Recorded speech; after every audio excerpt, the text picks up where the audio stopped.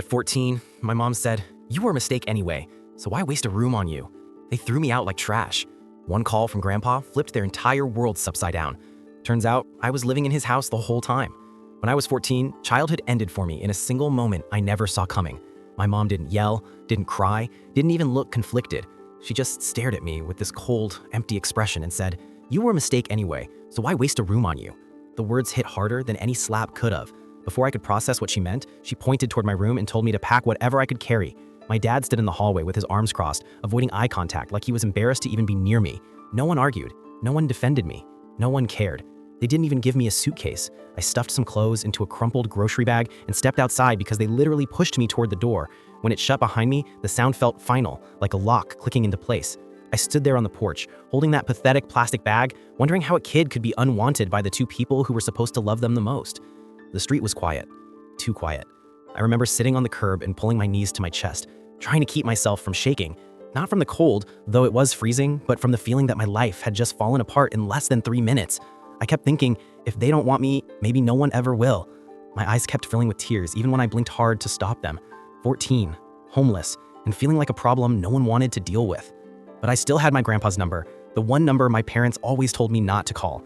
They said he was strict, controlling, too old-fashioned, but in that moment, he was the only person I could imagine turning to.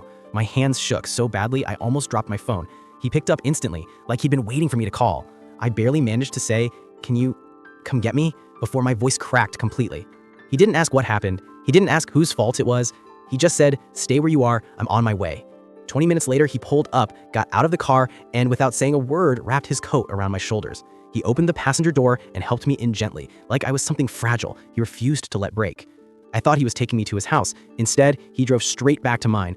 My parents walked outside, faces twisted with confusion that quickly turned into panic when they saw him. Grandpa didn't yell, he didn't waste time, he simply said, "Pack your things. All of them.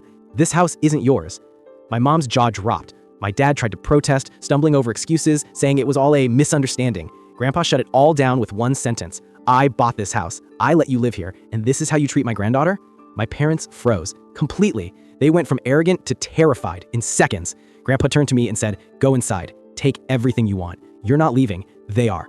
For the first time in my life, I walked past my parents without shrinking, without apologizing, without feeling like I didn't belong.